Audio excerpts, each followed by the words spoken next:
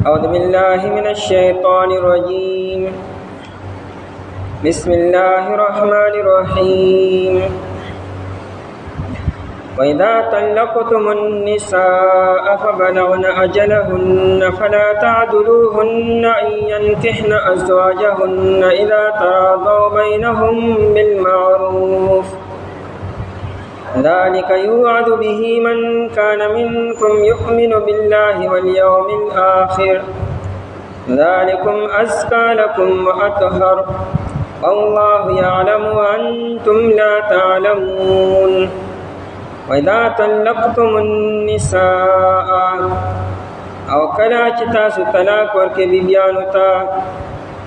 فبلغنا پس دی ورسیږي اجلهن نیټې خپلې ته، فلا تعدلوهن پس تاسو مه منع کوئ دی لره ان د دې خبرې نه ینکحن چې دی نکاح وکړي ازواجهن خاوندانو خپلو سره، اذا ترادو کله چې دی خوشحاله وي بینهم په خپل منځ کې بالمعروف د شریعت مطابق، ذالک دا مضمون یوعظ به نصیحت کولی شي په دې سره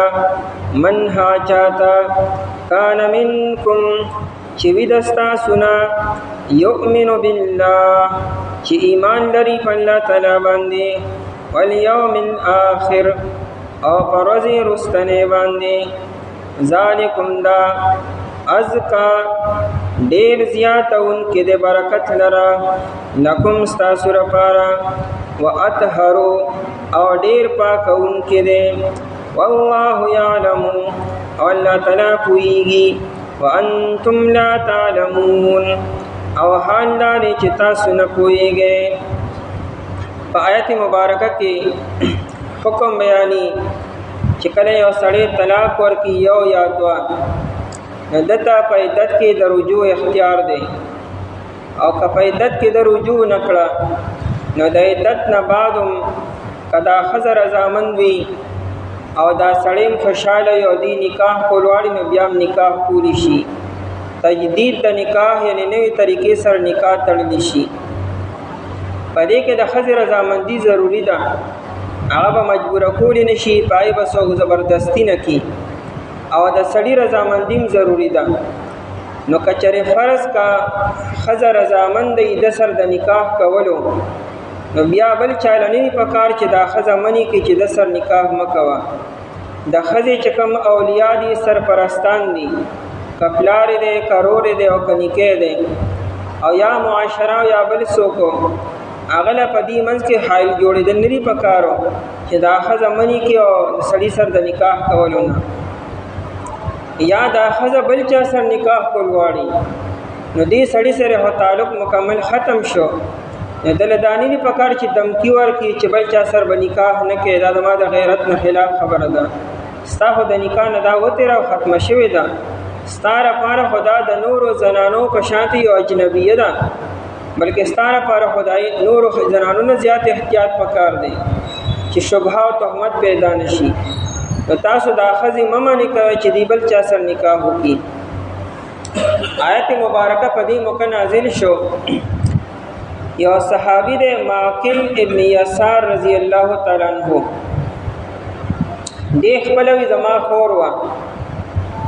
او هغې دپاره د نکاح بلا پیغامونه رالو، خو ما لا چاله نه ورکوله.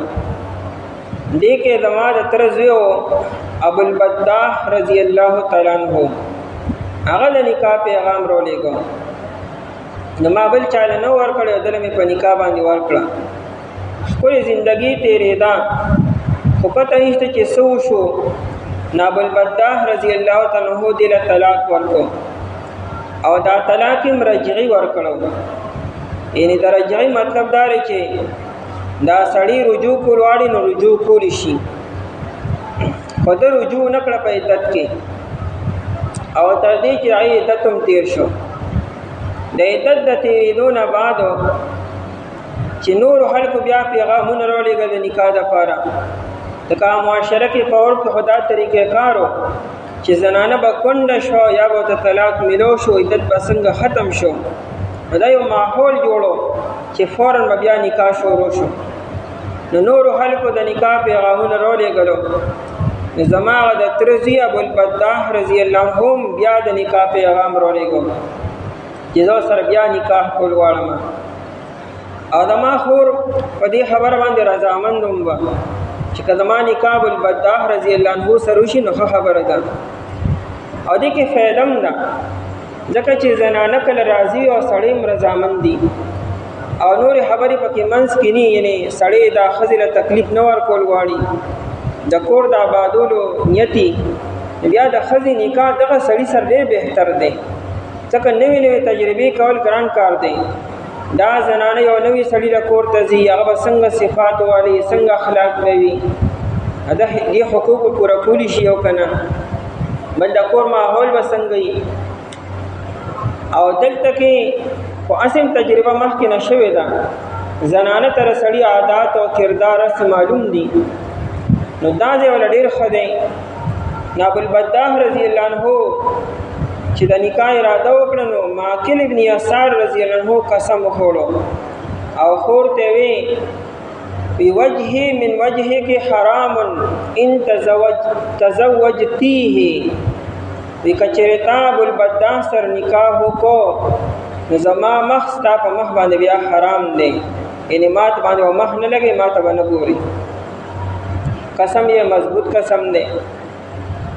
الله جل شانه د آیت مبارکه نازل کو چې دا د حد نه تجاوز دی چې سړی نکاح کول غواړي او ښځه هم رضامند ده، نو بیا سرپرست څه ضرورت دی چې هغه پکې منځ کې حایله کېږي. ځکه سړی هم اختیارمند دی، ښځه هم اختیارمنده ده. لکه یو عاقله او بالغه زنانه چې ده او بیا چې هغه یو پرې کونډه شوې هم وي نو هغه د خپل نکاح په خپله اختیارمند ده چې هغه یو ځای کې نکاح کول غواړي او خوشحاله او راضي ده او په ظاهره کې څه مسله هم نشته، نو بیا په غیرت کې نه بیا ورته پکار او چې دا ولې طلاق ورکړو. غلطي ته د انسان نه کېږي او هغه تلافي کول غواړي. نو معقل ابن یسار رضی الله عنه په غیرت کې راغی او دغه ابوالبداح رضی الله عنه ته وی چې ګوره دا ما چاله نه ورکړې، تاله مې په نکاح کې درکړه، تا سره داسې وکړو، تا نه دې شتې ته وکتلو نه ما ته وکتلو، او اوس چې نور خلک نکاح کوي نو ته بیا راځي. چې کله آیت مبارکه نازل شو نبی علیہ الصلوۃ والسلام معقل رضی الله عنه راوغوښتو. دا لفظ دی معقل، خلقی معقل د کاف زبر غلط دی، معقل ابن یسار رضی الله عنه. صحابو دا نومونه به ښکلي ښکلېلو سم بیا اخلو. نو نبی علیہ السلام دی راوغوښتو، وی څه دې خیال دی خو راغلی دی؟ نو دوی نه جي د خپل قسم مات کو او خپله خور یې ابوالبداح رضی الله عنه ته په نکاح کې ورکړه او بیا د خپل قسم کفاره ورکړه. دا یو مسله ده چې آیا یو عاقله او بالغه زنانه خپل نکاح په خپله کولی شي او که نه شي کولی؟ نو دا درې واړه امامان وي، امام مالک رحمت الله علیه، امام شافعي رحمت الله علیه، امام احمد صاحب، چې هغوی وي نه یو زنانه خپل نکاح په خپله نشي کولی، ولی به وله نکاح کی او ولی پلار دی او بیا نکاح دی او د دې نه بغیر که یو زنانه نکاح وکړي نو نکاح باطل دی. د عایشې رضی الله تعالی عنها روایت دی ایما امرأة نکحت بغیر اذن ولیها فنکاحها باطل باطل باطل. عایشہ رضی الله عنها فرمایي چې کومې ښځې خپل نکاح په خپله وکړو او د خپل ولی د اجازت نه بغیر او ولی پلار او یا نکاح دی، وی دا نکاح باطل دی او باطل دی او باطل دی. زمونږ امام ابو حنیفه رحمت الله علیه وی چې نه، یو عاقله او بالغه زنانه کدا پیغله ده او کدا کونډه ده، دا د خپل ځان په خپله اختیارمند ده او دا خپل نکاح په خپله کولی شي. ها ولی سره مشوره پکار ده، د پلار او د نیکه او د مشر ورور مشورې نه بغیر نه پکار، نامناسب دی. لیکن که چېرې هغې د صحیح ځای انتخاب کړی دی چې چا سره نکاح کېږي هغه کې څه مسله نشته دی، چې کوم شرایط د نکاح دی پکې موجود دي، نو بیا ولی ته د اعتراض حق نشته دی. د اعتراض حق هغه ځای کې دی چې کله زنانه په غلط ځای کې د نکاح اراده کړې ده، نو هغه سړی چې دی هغه د چې کوم د کفات چې کوم شرایط دي چې هغه حسب دی، دارنګې پیشه ده او دارنګې دینداری ده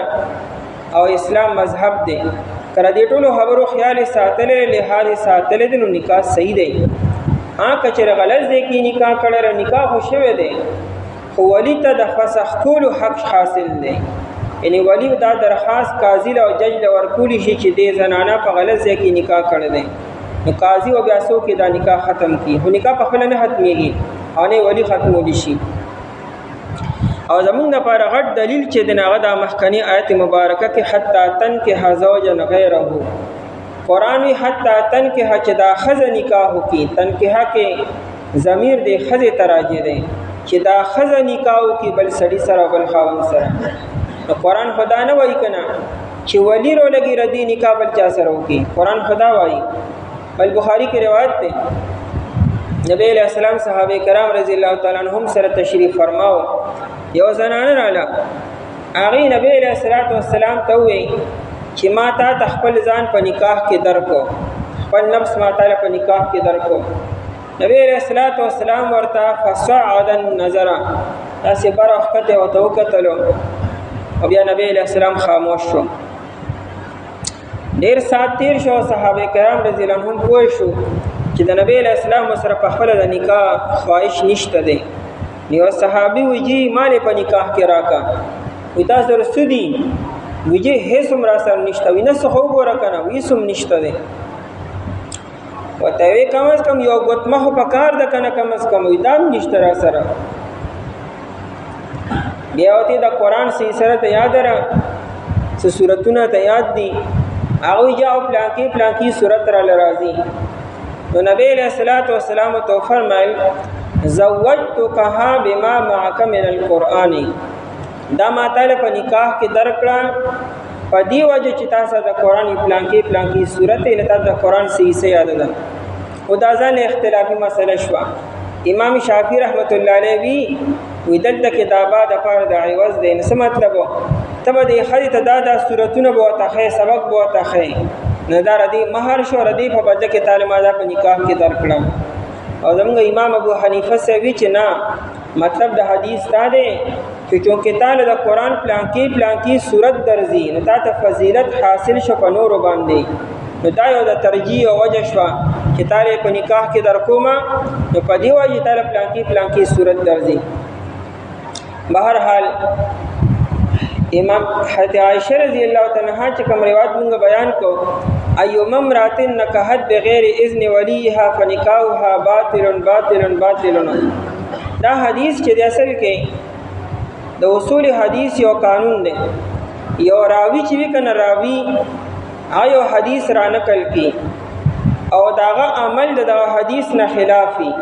مطلب یو صحابی دی هغه یو حدیث را نقل کو لیکن دا خپل عمل دا حدیث نه خلافی، وی دا علامت ته چې دا حدیث باندې عمل نه دی، یعنی په حدیث باندې عمل نه کوي. ځکه صحابه کرام داسې خلکو دا ممکن نه ده چې یو حدیث بیانی مو عمل دی نه خلافی. زمونږ استاسو په شان خلک خو نو کنه چې وایو به یو څوک به بل څه، د صحابي قول او فعل دا به میچنګ به کو برابر به. عائشہ رضی الله عنها یو دا حدیث بیانی او بل ها د دې رور دی عبدالرحمن بن ابي بکر، دا غلور د صفیه. عبدالرحمن په موقع باندې موجود نو عائشہ رضی الله عنها د صفیه نکاح بل چا سره وکړو. اوس عائشہ رضی الله عنها په خپل د صفیه رضی الله عنها سرپرست خونه ده، نه پلار دی نه نیکره، ځکه ولی پلار او نیکه دی بل څوک نه دی. اوس عائشہ رضی الله عنها په خپل څنګه د حدیث نه خلاف کی، یو خوای چې د خزي نکاح د پلار او د نیکه نه بغیر بل څوک نشي کولی، او دا لهدا ترور ده او دا لګیاري داري دغه نکاح کی. نو ګوره د عائشہ رضی الله عنها خپل عمل چې د حدیث نه خلاف دی. مطلب دا دی چې د حدیثو چې ظاهری معنی چې دغه نه مراد، نو د حدیث معنی دا ده که یو خزي خپل نکاح په خپل او غلط ځای کې وکړو نو ولی به اعتراض کی، او د اعتراض د وجه نه ولی به عدالت ته بځي او عدالت به د نکاح ختمی با. فنکاحها باطل، یعنی بطلان ته نږدې دی، کیدای شي ولی باطل کې دا نکاح هو. نو مناسب داره چې یو خزه خپل نکاح دی په خپل نه کی، مشوره دی کی او مشورې سره دی کی، لیکن کچره کول واړي نو کولی شي. او دلته مکوای ان ينكحن ازواجهن یعنی دا خزي نکاح کی خپل خاوندانو سره په خپل کې نکاح کولی شي. ها یو نابالغ چې دا هغه خپل نکاح په خپل نشي کولی، هغه کوم دا نکاح نه شوی، ولی ته اعتراض او ولی ته حق حاصل دی. او پلارو نکاح چره د ماشوم نابالغ لور نکاح داغي کولی شي، او چې دا بالغ شي نو د اعتراض حکم نشته. بس پلارو نکاح چې لکم نکاح کړي ودا ټیک دی، بیا دا به اعتراض نکي. او که یو بالغ جنې دا هغه ته پته نشته او پلارو نکاح کو او دې ته پته ولګي دی غزې نه دی خو دا به انکار وکړي چې ما دا غزې نه دی خو بس نکاح بیا سکه دا قاضي ته وي ختم به کې نکاح. وَإِذَا طَلَّقْتُمُ النِّسَاءَ او کله چې تاسو طلاق ورکړي بیبيانو ته فبلغنا فدیو رسیږي. دلته کې دا بلغنا په معنا د اتمم نصر موږ بیګا ویلو چې بلغه په دوه معنی راځي، یو پورا کول او یو نږدې کېدل. د مخکې کې معنا د نږدې کتو ان عدت ختمېدو ته نږدې ده، خلا ختم شوی نه ده. او دلته کې بلغنا په معنا د اتمم نصر هغه نیټه پورا شو چې کوم عدت هغه پورا شو او رجوع نشو. اجلهن نیټه خپلتا ان عدت خپلتا عدت مکمل کو. فلا تعدلوهن فاستاسو ممنی کوي دی لرا. دا عدل معنا صرف من کول ندی، پس زبردستی سره من کول ته فلا تعدلوهن وی. پدې کې د مشکل والی او د ګران والی معنا پرته ده. عرب وی عدلتن ناقتو چې کله د اوخې د ولادت ټیمی او ولادت یې نکیږي مشکلاتی نو دا ټیم کې اروي عدالتین ناقتو ان دا اوخه په مشکل کې دا هغه مشکل نه حل کیږي. عرب وی عدالت الدجاجتو کله چرګ دا داګه دا چولو ټیم یې دی او داغه طلبم دی چې هغه واچو ما لیکن هغه نه چولی کیږي او دا د ایلاس په تکلیف کې دا چغي وخی دا کې عربي عدالت الدجاجتو. عربي داون عدوال کم یو مرض چې کله لا علاج شي او ډاکټران به نه پويږي هغه ولا علاج نشي کولی. عربي داون عدوال ډېر مشکل مرض دی، یعنی له حل نشته دی. نو په عدوال کې په عدل کې د مشکل والی معنا پرته ده. نو فلا تعدلوهن تاسو ممنه کوي دی لرا دونه چې فلا تمنعوهن تاسو یې په زبردستی سره ممنه کوي. چې کله یو زنانه نکاح کول واړي او زه خوخته نو بیا خاوند تم حق نه حاصل او ولی تم حق نه حاصل چې دا په زور باندې منی کی زبردستی دي نه کی. فلا تعدلوهن کې اول خطاب سرپرستانو ته دی، ولی ته دی. لکه ماکل ابن یسار رضی الله عنه دا غیر ورو نغه ته خطاب دی. تاسو ممنه کوي دی را اے اولیاء او سرپرستانو اين کہنا دا چې دی نکاح کی ازواجهن خاوندانو خپل سره ان سابقه خاوند سره نکاح کی خدای لغه چې یو یا دو طلاق ورکړي او عدت تیر شوی دی او هغه د نکاح رغبت لري دا سره نکاح کول واړي نو ولی ته دا حق نه حاصل چې دا خزمنی کی. وګوره کچره درې ورکړي دي نو بیا وګوره که خزه غواړي نو خلک به منی کی دا نکاح بیا نه کیږي. او یادا چې فلا تعدلوهن کې خطاب دغه خاوند ته د چغه طلاق ورکړي او عدت تیر شوی دی. فلا تعدلوهن فاستاسو ممنه کوي اے خاوندانو اين کہنا دا چې دا خزي نکاح کی ازواجهن خاوندان خپل سره یعنی دا چې چا سره نکاح کول واړي نه به پاینده کې خاوند ګرځي او دا زول دا چې سابقه خاوند چره دی منی کی د غیرت توجنه چې نه ته بل چا په نکاح کې څنګه راځي هم کور کې بخپل ژوندۍ به تیرې نه لکه ستاسو سره اوسه مده ستانه خبره ختم شوه دا کته سړی وین ته ودا کار کو ته طلاق ورکول بیا کتاب خپل سړی توب نه کار نه دی اغستی ستاسو سره اوسه مره چې ته منی کې نو فلا تعدلوهن پستاسو ممنی کوي دی لرا نو خطاب یاد خاوندانو ته د چا طلاقونه ورکړي دي یہ طلاقی ته خطاب دی. اين کہنا چې دا چې دی نکاح کی ازواجهن خپل خاوندانو سره چې په نکاح سره به دا اوس آینده کې هغه نوې خاوند به ګرځي هغه یادي. اذا ترادو کله چې دی خوشاله وي تراضی خپلو کې رضامند کېدلو ته وي کله چې دی رضامند دي دا خزم خوشاله او راضي ده هغه سابقه خاوند او یا چې کماینده بل دی بینهم په خپل منځ کې یعنی په ښځه باندې زبردستی نه شوی او ښځې ته لالچ هم نه ورکړی شوی د هغې خپل د زړه رضامندي او خوشحالي ده نو چې کله داسې شته دی نو بیا یې تاسو مه منې کوئ بالمعروف د شریعت مطابق د معروف کې دی ولګو که چېرې فرض که طلاقونه 3 شوي دي نو بیا خو که ښځه رضامند دی نکاح به نه کېږي بیا خو که سړی رضامند دی بیا به نکاح نه کېږي بیا خو نکاح د سره کېدی نه شي بیا خو هغه مسله به کو چې کوم مخکې بیان شوه بیا خو به د عدت نه بعد بل چا سره به نکاح کړي او بیا په خپلې مرضۍ وله طلاق ورکړي بیا به راځي د هغې ذالک دا چې کوم تاسو الله تعالی دا نصیحت درته کوي ذالک دا مضمون چې بیان شو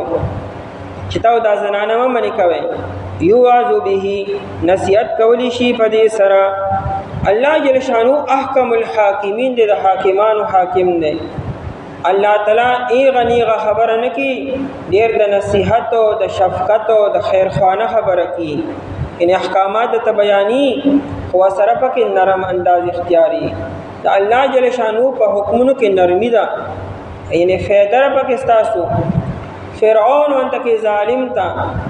الله جل شانو موسی علیہ السلام لګي نو ورته وای چې لړشه خو ډیر په نرمۍ سره غته دعوت ورکړه لعله یزکا شاید چې دی پاک شي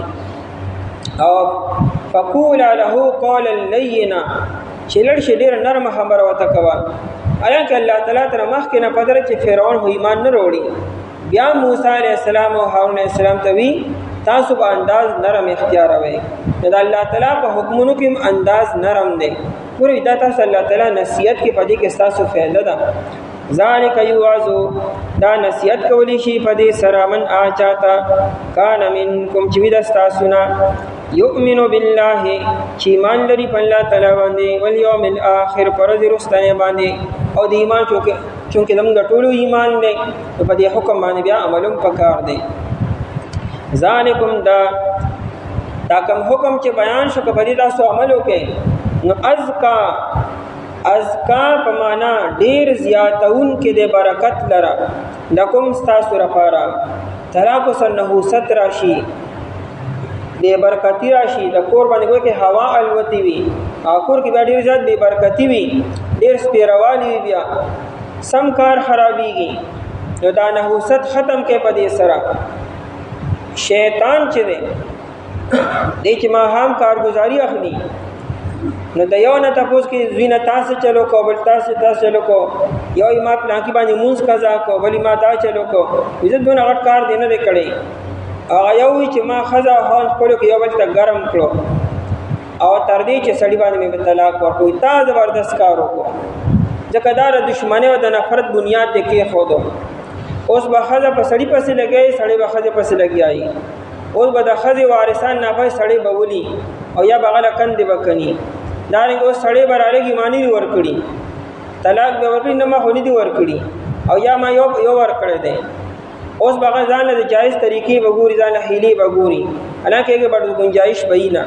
نو د ګناهونو یو لار روانه شو شیطان تا زبردست کار کړی دی نو قرآن چې کوم ځای کې گنجائش تد دی او ځای کې دونو کې چې شیطان هغه مردود او د ځان لري کې او به برکتی ختمه کې برکت په دې سر راشي ازکا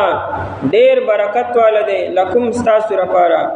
واطهر او ډیر پاکون کې دی پاکون کې ذکر دی چې کدا اولیاء را لګي او داخله نکاح ته نه پری د خپل خاوند سره دایمن کې هو تعلق پاتې شوی رابطه پاتې شوی ده اوس کې دې شیطان په ناجایز طریقې سره یو بل سره تعلقات قائم کی چې یو جایز طریقه شته او گنجائش شته د شریعت ورکین ولې نکاح ته نه پریږدي بیا چې بیا غي ناجایز طریقه اختیار کی نو اطهر ډیر پاکون کې معاشره به سره پاک شي بلدا چې کوم خبرې په پرده راشي بیا چې سو شو په پرده راشي د خلکو خلی و بندي شي لہذا په دې کې اساسو فائدہ را الله يعلم الله تعالی پويږي وانتم لا تعلمون او تاسو نه پوهیږئ تاسو د مستقبل پته نشته الله تعالی مستقبلم پته را او کله چې تاسو طلاق ورکړئ بیبیانو ته په دې ورسیږي نیټې خپلې ته بس تاسو مه منې کوئ دې رضا چې دې نکاح وکړي خاوندانو خپلو سره کله چې دې خوشحاله وي په خپل منځ کې په جایز طریقې سره یا د شریعت مطابق دا نصیحت کولی شي په دې سره چاته چې وي د ستاسو نه چې ایمان لري په الله تعالی باندې په ورځ وروستنۍ باندې دا حکم چې دی ډېر زیاتونکی دی برکت در ستاسو لپاره او ډېر پاکونکی دی او الله تعالی پوهېږي او تاسو نه پوهېږئ. اعوذ بالله من الشیطان الرجیم بسم الله الرحمن الرحیم وَإِذَا طَلَّقْتُمُ النِّسَاءَ فَبَلَغْنَ أَجَلَهُنَّ فَأَمْسِكُوهُنَّ بِمَعْرُوفٍ أَوْ سَرِّحُوهُنَّ بِمَعْرُوفٍ وَلَا تُمْسِكُوهُنَّ ضِرَارًا لِتَعْتَدُوا وَمَنْ يَفْعَلْ ذَلِكَ فَقَدْ ظَلَمَ نَفْسَهُ وَلَا تَتَّخِذُوا آيَاتِ اللَّهِ هُزُوًا واذكروا نعمة الله عليكم وما أنزل عليكم من الكتاب والحكمة يعظكم به واتقوا الله واعلموا أن الله بكل شيء عليم. وإذا طلقتم النساء او کلا چې تاسو طلاق ورکړئ بیبیانو ته فبلغنا پس دی ورسیږي اجلهن نیټې خپلې ته فامسکوهن پس تاسو ایثارې کې دی لره بمعروف په جایز طریقې سره او سرحوهن یا تاسو آزادې کې دی لره بمعروف په جایز طریقې سره ولا تمسکوهن او تاسو مې سره دی لره زرارن د پارا د ضرر رسولو لتا تدو چې زیاتیو کې تاسو ومن يفعل ذلك او څوک چې کوي دا زیاتی فقد ظلم نفسه پس یقینا ظلم کو په خپل ځان باندې ولا تتخذوا آیات الله او تاسو منی سے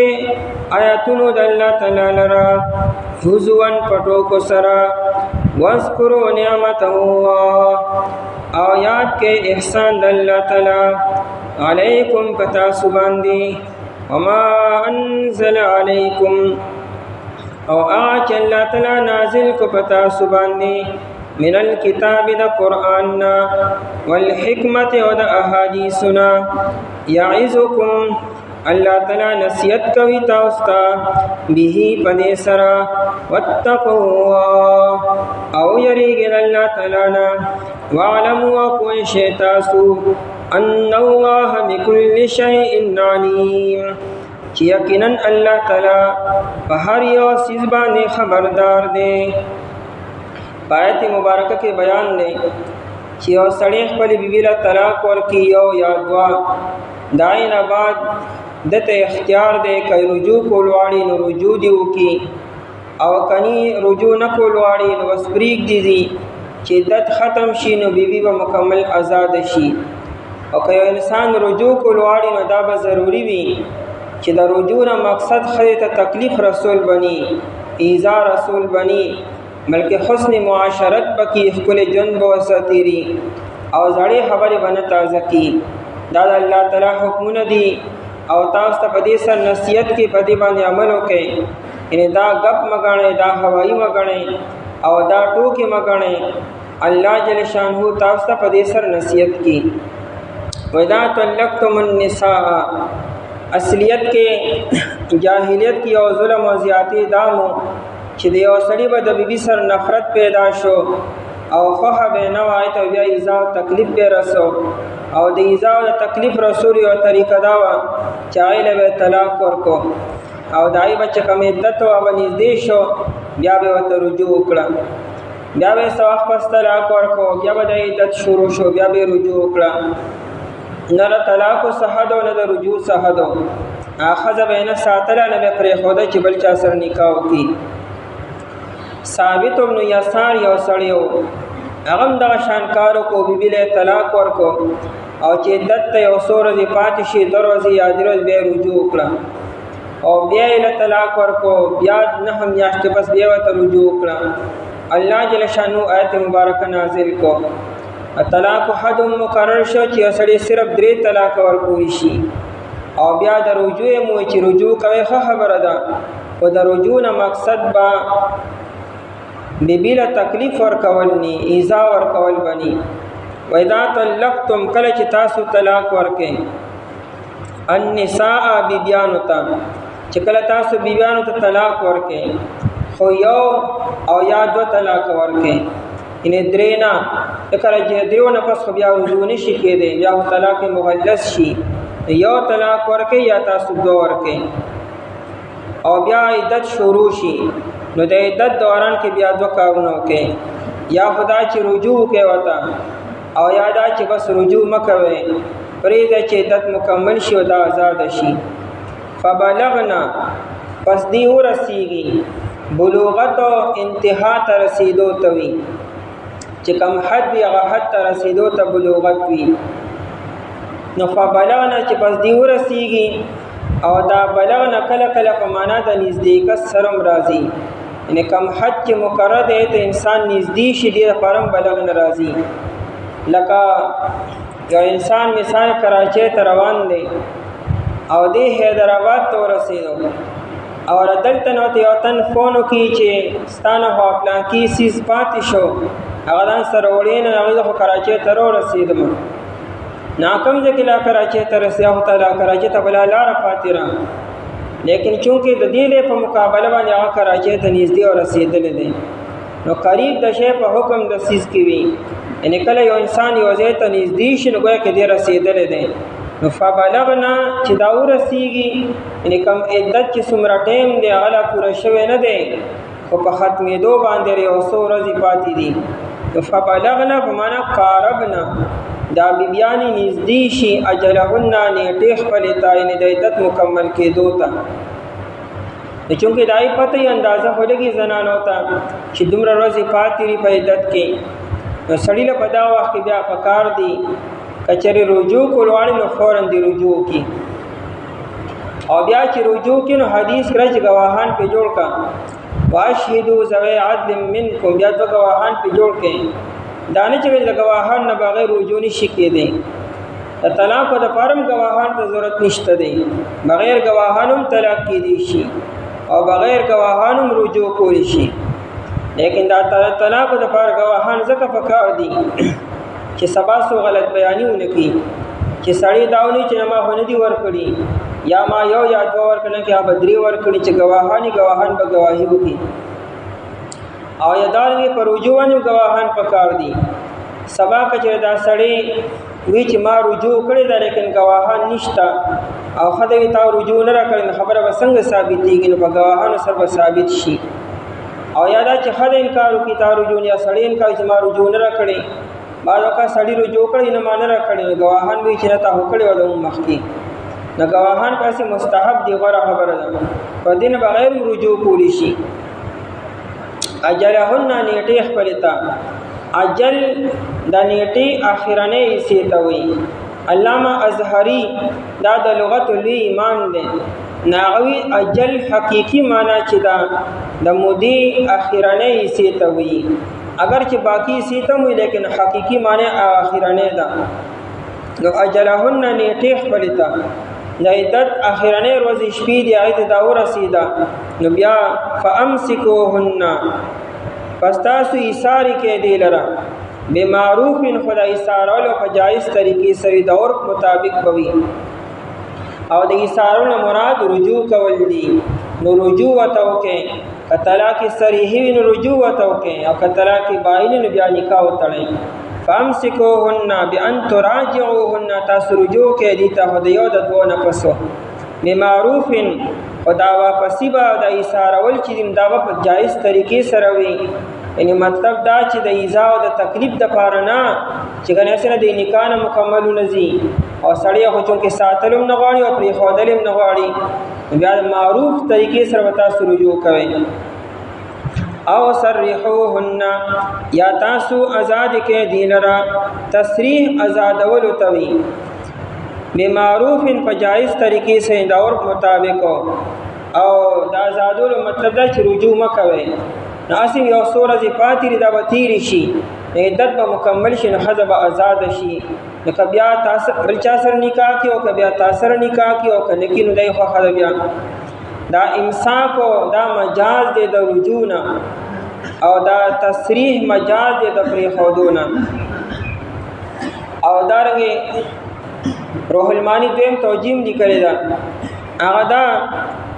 چې بلغنا په معنا د مکمل کېدو سره او رسیدو سره نه د خزه عدت مکمل شو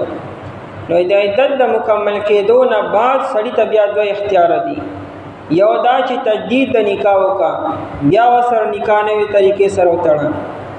خدا علی چې کله یو طلاق یا دو طلاق شي نو بیا نوې نکاح تړل شي فامسکوهن بمعروف فاستاسو ایثاری کې دی لره نکاح سره بیا وکې نوې نکاح خو بمعروف دا نکاح په جایز طریقې سره کوي ان دانه چې ستا پړه کې غلارا چې ورګه به په نکاح کې راولم چې بیا واته لګونته کې سبق وخیمه دا سی ونی او سرحوهن بمعروف مطلب یاد ده چې تذکر مکمل شو نو بعد وکړه سړی بیا خپل دا ما بیبي رسو کو سر نکاح نه کی بل چاته په نکاح وای نه پریزي بیا نو او سرحوهن ان دا بل چا سره د نکاح کو نه بیا ممنه کوي دا واستانه آزاد شیر تاسو هیڅ تعلق نشتا اس رشتے د سره نشته دی خو هر کار چا سره نکاح کی ولا تمسكوهن او تاسو مې ساروي دی لرا دا فامسكوهن بمعروف او سرحوهن بمعروف محکم تیر شو الطلاق مرتان بعد فامساك بمعروف او تسريح باحسان قرآن کریم کې تکرار نشتا الته کې دا خبره وا چې کله سړی طلاق ورکړي طلاق نه پس فورن سړی له یا رجوع کول پکار دی ځکه خبرې سارو نه پکار رجوع فورن پکار دی چې طلاق نه حست ختم شي او یادا چې بس بیا فریضه او دلته کې د عدت اخیرانه ورزش په یادي چې ستانه هټیم تیر شو 2 میاشتې 3 میاشتې تیر شوي او دار روز شپې نږدې دي نو په دې وخت کې کم از کم بیا سوچ وکا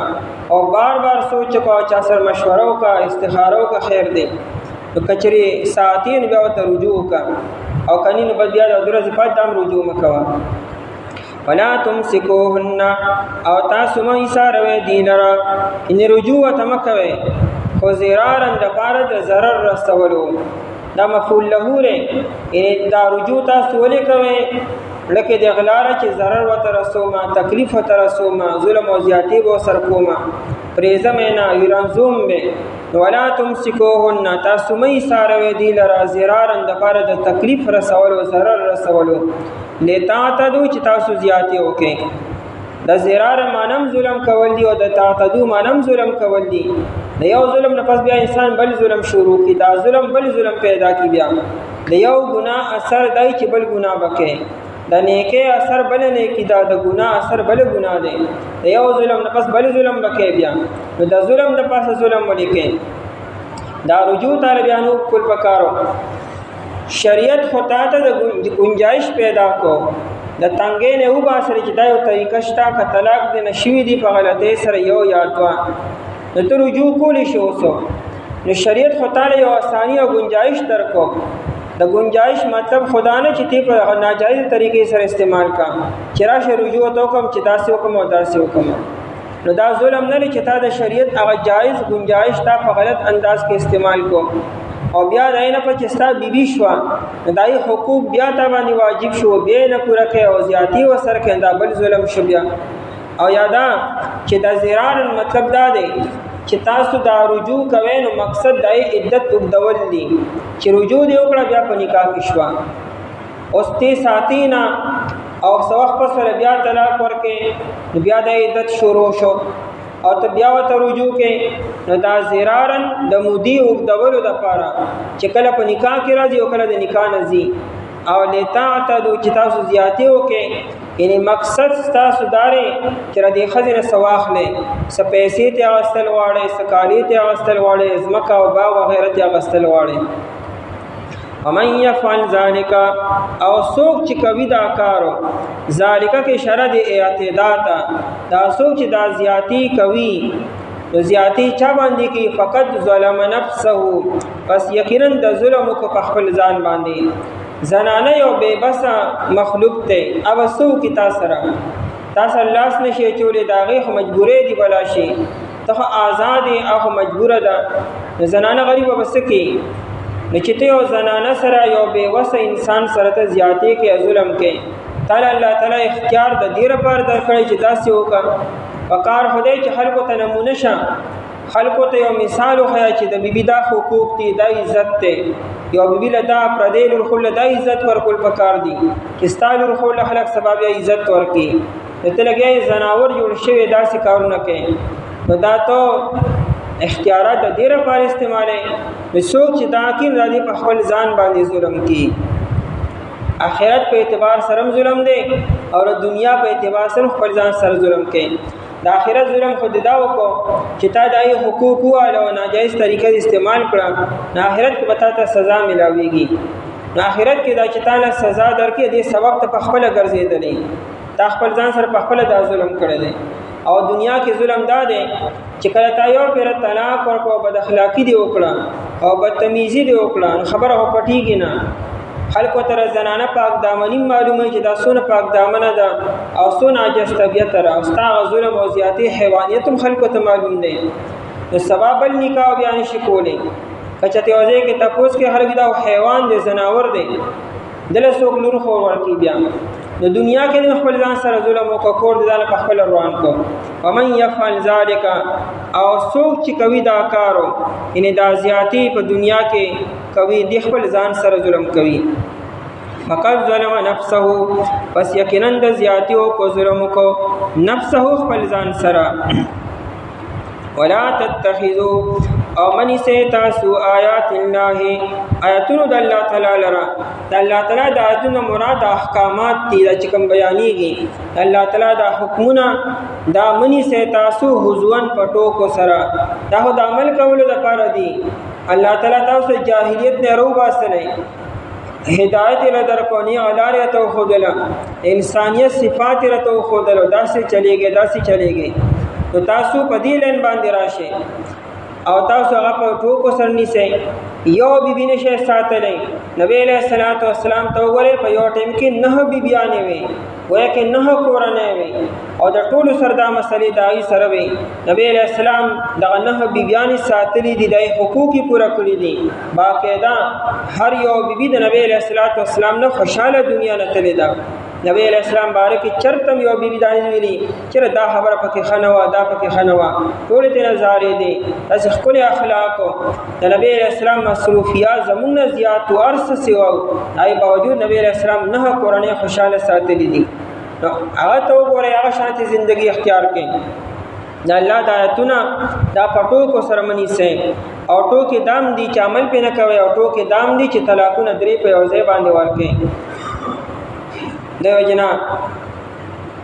ابن عباس رضی اللہ تعالی عنہ ته یو سړی راغی هغه ویږي انی طلقت امراتی 100 مرات بما جی خپل بیبی له سل طلاق ورکړو سل پیری مولا طلاق ورکړو نو فماذا ترى علی جسا سوای مبارکه ابن عباس رضی اللہ تعالی عنہ ته فرمایلو چې طلقت منک بثلاث ستا بیبی خوستانه په درو طلاق سره جدا شو مغلظ شو او دا باقی درې کم سل طلاقونه چې دي نو داتا د الله تعالی آیاتونه په ټوکو سره ونیسلو او دی وته ولا تتخذوا آیات الله هزوا وته اتخذت بها کتاب الله هزوا الله دما کتاب په ټوکو سره منی تاسو سره ټوکی وکړي چې قرآن طلاقونه دي ته درې به کم دي سل دي لکه ستاړل سل رالو داخله کوي په زرو کانو باندې او په سلو کانو باندې او په لسو کانو باندې ولي دا د الله تعالی آیاتونه په ټوکو سره نسل دي چې قرآن درې ادي نه کده جاهلیت خبره درې کم دي د ما خپل خو خره دا د الله تعالی آیاتونه ټوکی دي خذوان په ټوکو سره له لعب سره یا اعراض کول دي نه دیو جنا طلاق داسې یو مسله ده چې دې باره کې نبی رسول الله فرمایي ثلاث درې خبرې داسې لري جدهن جد وهزلهن جد. دا درې خبرې که تا په سنجیدګۍ سره وي او د عمل په نیت دی نو ټیک ته کېږي به. او که دې کې تا مذاق وکړو ټوکې دې وکړې نو دا ټوکې به هم بیا ریښه وي، دا به کېږي به. هغه کې یو نکاح دی او دویم طلاق دی او دریم هغه عتاق غلام دی آزاد کو ته ما ټوکې کولې او دارنګه طلاق دی ورکو ته ما ټوکې کولې او دارنګه نکاح کې نو ما ټوکې کولې ایجاب او قبول کې دا ټوکې دا ورشای وسو یعنی عمل بکیږي په دې باندې کتا په ټوکو کې طلاق بکیږي با. دیو جنا نبی علیہ الصلوۃ والسلام فرمایي دا ابو الدرداء رضی الله عنه روایت ده چې ثلاث درې خبرې داسري اللاعب فيها کالجاد دي کدی کې چاټو کې وکړي نو دا ټوکې کون کې داسري کوي کې پریشه دا کار کړی دی. هغه بیا نکاح او طلاق او العتاق جاهلیت کې ناشنا طریقه یو سړی به طلاق ورکړو هغه به چې لعبت ما غلوبې کولې غلام به آزاد کوئی چې ما لعبت ما خو ټوکې کولې قرآن دا ټوکې دا بریشای وسو دا کېږي به داسې. دیو جنا ابن عمر رضی الله عنه فرمایي اربعن سلور خبرې داسري مکفلاتونو چې دې ته تالی لګېدلې دا تعلیم کولا واخې آئے کیو النظر والطلاق والعتق والنکاح نظر دے منخترا چې دینه د کړي نو بس می کوا خو چې دی وکړه تعالی دې کولو کړه منختر وکړه اوسې پورا کشابه دارنګ نکاح دے نکاح دې وکړه تعالی دې وته والا نو می کولا وخت طلاق مور کوا دارنګ دا طلاق دې نشتا تعالی وته لګېدل رنو می ور کوا او دارنګ عتاق دې غلام دې نه آزاد کړي استا غلام دې تعالی دې نو می آزاد وا چې بیا ورسره یو ځکه ما غلط شو ما ټوکی کولې. واذکروا یاد کې تاسو نعمت الله د الله تعالی احسان علیکم پتا سبحانه الله د نعمت نه مراد اسلام دی. الله احسان کو چې اسلام اونته کې خپل مذهب درکو د هر څه چلے ته خو دو یو بیبي په نکاح کې څنګه راولي او د نکاح نه به څنګه وباسي خپل طریقې راته خو دلې د نور حیوانیت کوي. وما انزل علیکم اج الله تعالی نازل کړي پتا سبحانه من الكتاب د کتاب نه چې قران کریم دی الله کلی کتاب در کو چې هر څه موجود دي والحکمت او حکمت مراد احادیث او سنت دي د نبی علیہ السلام. قران کې چې کوم خبره اجمالی وی نبی علیہ السلام وضاحت کو تفصیلی بیان کو دمر الله تعالی احسانات کو تاسو له اوس جاهلیت خبره کوي. نبی علیہ الصلوۃ والسلام فرمایي انتم اليوم على بینۃ من ربکم اے خلقو تاسو ګره دیو کې په واضح لار باندې ما لم تظهر فیکم سکرتان اسنه چې هغه دوه نشي په تاسو کې راشي دا دوه نشو دراتونه مخکې تاسو پنی غلارې نو پنی غلار باندې زه او کله هغه دوه نشي تاسو کې رالین به پنی غلار نخکاری. نبی علیہ السلام سوی وی سکرت العیش و سکرت الجهل یو دا چې د ژوند نشه کې پریوزه عیش او عیاشو کې پریوزه کله چې د عیاشو په نشه کې پریوته کنه بیا ورته دین او شریعت او کرامت بیا نخکاری. او دیم سکرت الجهل د جهالت نشه انسان چې کله جاهل شي نو بیا دی عجیب خبرې کی نو دا د جهالت د نشین مخکې وخت تاسو پنی غلارې نو عمل پې کوي تاسو یعظکم به نصیحت کوي تاسو الله تعالی په دې سره په دې ټول خبرو مقصد تاسو خیر پای او نصیحت کول دي. واتقوا الله او یریګ د الله تعالی نه وعلموا بوشتاسو الله په حکمونو باندې عمل کول د پر تقوا پکار ده چې انسان کې سونه زیاته تقوا وي دونه بدل الله د حکمونو عظمت احترام او عمل وکيبا. دا قران کریم ناشنا انداز دی کله چې حکم بیان کې نورستو خامخاره تقوا خبر کې الله نو یریږي یعنی د الله تعالی په یری سره تاسو په حکم باندې عمل کوئ. صحابو کې د الله تعالی یره ډیر زیاته وا ار یو حکم موجود او چې کله د الله تعالی یرنی نو قانون بوي اداري بوي لیکن بیا عمل بني. بیا عمر رضی الله عنه په صحرا کې یو بيزوګر شپونکینه تاسو کو یره دا بيزما لراکا بطور امتحان وي چې ملګرو له اعلی کما او تاسو کو سو کې د کم دی پلانکی ما د پلانکی مالک بيزي در سره یا دا بيزمو لراکا او دا خدمات د مالک تی ما ته هدي جات نشته دی دا ور کول چاته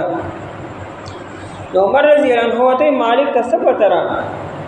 ته مالک ته چې بداشان روکه شوه یا شر مخ راغلو یا پریوته مړه شو مردار شو شل خبرې کولی شي اب څه جې آی ټي جوړي تا پسې شاته ناغه تسوی فاین الله مالک خو ټیک د مدینه مړ لیکن الله کم ځای کړي الله خود ته شکر ما الله تعالی ویني نو دا د الله تعالی یرا چې انسان کې نو ناس به ځای غر په ویښ کې د الله تعالی یرا وي پکې عمر رضی الله عنه کورخوا کې تیرې دو یو زنانه خپل لور ته بچي پدې هغه پيو کې وبو واچوا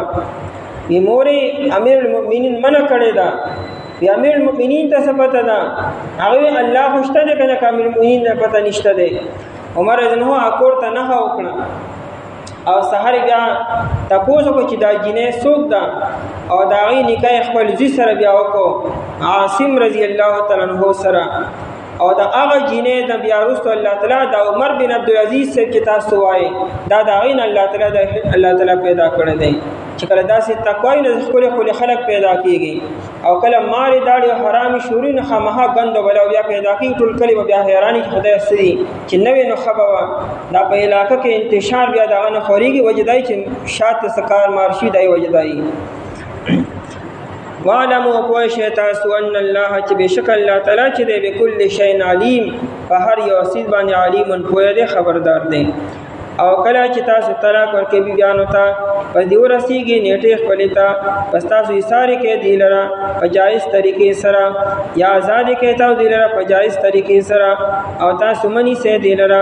د پاره د zarar ورکولو چې زیاتی او کې تاسو او څوک چې کوي د زیاتی پس یقین د ظلم کو په خپل ځان باندې او تاسو منی سه د الله تعالی حکمونه پټو سره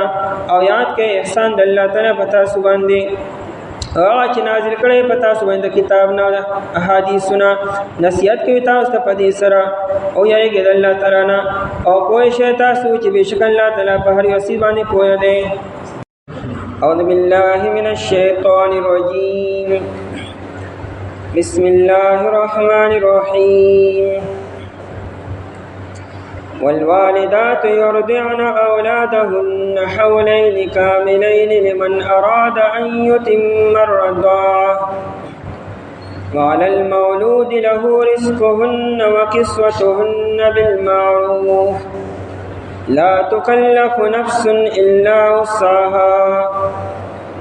والوالدات أو من دي يرضعن بيبور كوي اولادهن اولاد خپلتا حولین دوکالا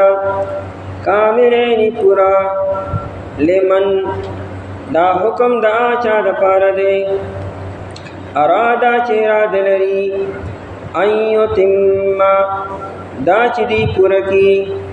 الرضاعتا مدد پیولرا وعلى المولود له او پپلار باندې لازم دی رزقهن روزی د دی بیبیانو وکسوتهن او جامی د دی بالمعروف د عرف مطابق لا تکلفو تکلیف کی نشیا چولی نفس حس یو نفس الا وسعها مگر د هغه طاقت مطابق په آیت مبارکه کې د معشوم د پيو د مودي بیان دی او د معشوم د حقوق بیان دی او معشوم سره متعلق د مور د نو د مور د حقوق بیان دی مخکې طلاق او د عدت خبري شروع دي او د دې آیت نه بعد هم د عدت خبري بیانېږي په منځ کې پکې د معشوم د پيو او د مور د خرچي بیان ځکه کې چې کله بعد اوقات طلاق شي نو اکثر معشوم ته نقصان ورسي هغه ټول زور د معشوم نه وځي مور خو یا معشوم له توجه نه ورکوي او یې اخلي نه یا له پین ورکوي او کله پلار په غیرت کې راشي نو معشوم د مور نه وشوکي حالانکه معشوم د پيو په زمانه کې د هغه تر مور توجه وکړ ده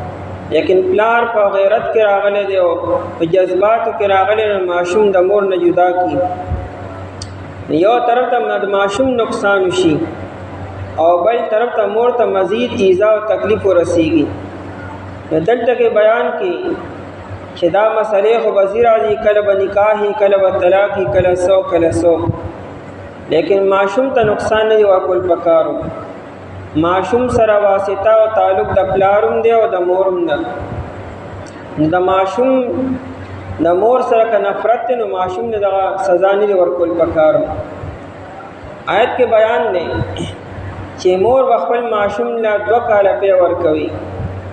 او دا حکم عام دی د هرې زنانه لپاره، کدا په نکاح کې ده او کدی ته طلاق ورکړی شوی دی. کدا مطلقه دا به معشوم ته پی ورکي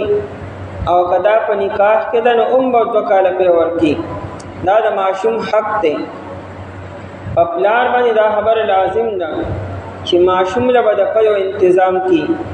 کاوله د خپل مور ورکي نوم ټیک ته، او که مور ته څه مسایل دي نو بیا به د بل متبادل سوچ او انتظام به ولکي. د معشوم د پیو مدت 2 کاله ده. زموږ د امام ابو حنیفه رحمت الله علیه په نسبت باندې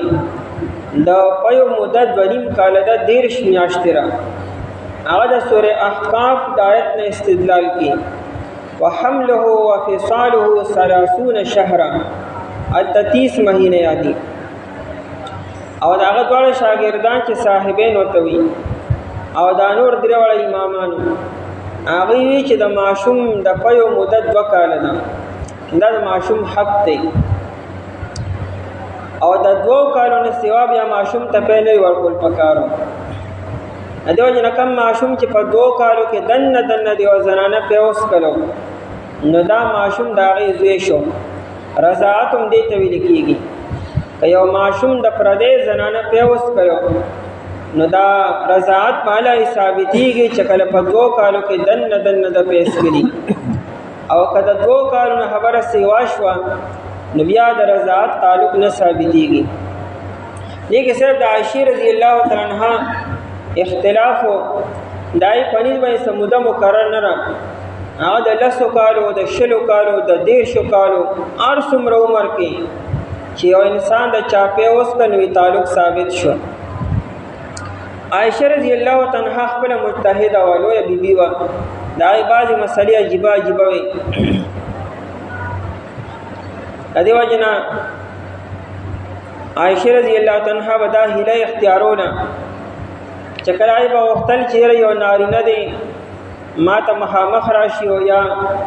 هرچا به دا خواهش ام المؤمنین زمونږ وینو زمونږ مور په ځای باندې را او د فردي حکم هو په هر حال وو نه یو دا هیله به اختیارول چې دا چې کوم داغي کمې نږدې رشتہ دار وي خورزا او دارنګ وغیرہ نه اغي ته به وي چې ته دا انسان لپاره ورکا کتا سره رشتہ جوړ بس ما سره رشتہ جوړ شي بیا مخ راتلی شي. خدا د هغه خپل هغه تفرد او د خپل ځان له اجتهاد مثلا دکه چې په 2 کالو کې دنه یو معشوم په اوس کې نه دا رضاعت به ثابتېږي. ځکه نبی رسول الله فرمایي لا رضاعت نشته پس د 2 کالو نه، د 2 کالو بیا رضاعت نه ثابتېږي. نو د معشوم حق د 2 کالو کې دنه د پیوس کولو دی. امام ابو حنیفه رحمت الله علیه وی چې 2 کاله د معشوم حق دی او دا ورپسې 6 میاشتې د معشوم د صبرولو دي. 2 کاله هغه خپل پیری ورکړي بیا معشوم یکدم صبرول ګران دي، معشوم ته نقصان رسی بیماری کې وسره. بیا د په دغه 6 کالو کې بیا معشوم په دمه په کلاره باندې په ترتیب سره دا صبرول پکار دي. نو معشوم با بیماروم نشي او دا هغه 2.5 کاله کې به معشوم خپل دا وشي او د 2 کالو نه بعد فقط 2 کالو باندې دا او هرې کال 2.5 کال دي. 2.5 کال بعد بیا معشوم ته بالکل نه ورګي کمور چې نه خیر د ما معشوم نیاز بین دی نو بد دغه پیو به دغه وس کړو دینه پس هغه پینلی ورکول پکارو. هغه وجه دا چې د معشوم دا پیچې دا د معشوم غذا جوړیږي، دا غذا یې درپاره د دنه شنو مال د پوینه کیږي اډو کې مضبوطیږي او غوښه سیوا کیږي وینه سیوا کیږي او دا په دغه موده کې وي د دین بعد کدی ارسم را پیس کی نه د بدن اسنه جوړیږي ایسر نشونما نه کیږي د ماشوم صحت په نه برابرېږي نو کاغذ کې نه سفیدې نشته دی بیا داغه د لپاره غذا پکار ده خوراک پکار دی بلکې بیا من دي نزنانه په دې ګناګاریږي کله د نیمو کالو نه بعد بیا ماشوم ته په ورکی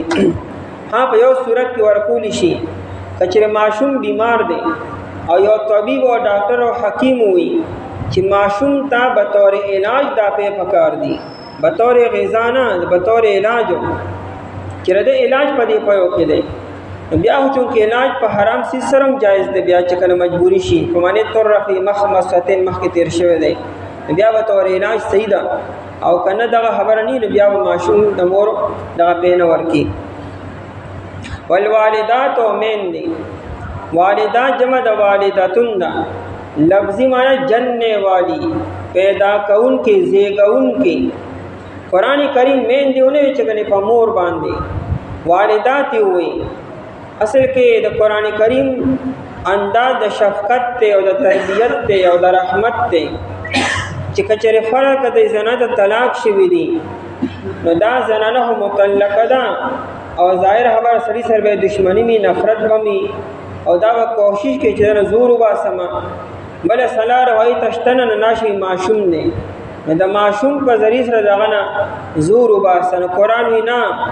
طلاق د سید کی معصوم هونی درکړي د معصوم څخه ګناه بل دا استاد زوی دې تا پیدا کړ دې استاد د سړي لغت تعلق او رشتہ ده ول والدات او مین دي کدا مطلقي وي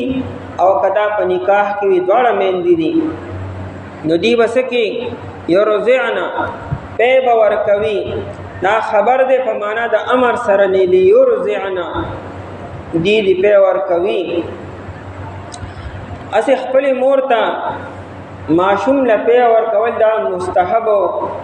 او مندوب عمل دی یعنی واجب نه دي چې خپل مور به خامها په ور کی کچې خپل مور لپاره ور کی نو خبره ده مستحب دی ولا مندوب حکم نه نو پلار بیا د بل مور تنظیم به ولکی د بل زنانه اوس کپلان سره گنجائش نشتا د بل زنانه خرچه نشي برداشت کولی نو او یا دا د بل زنانه په معصوم باندې خن راضي یا بل زنانه پیدا کیږي نه نو بیا په دې صورت کې د خپل مور باندې په ورکول بیا واجب دي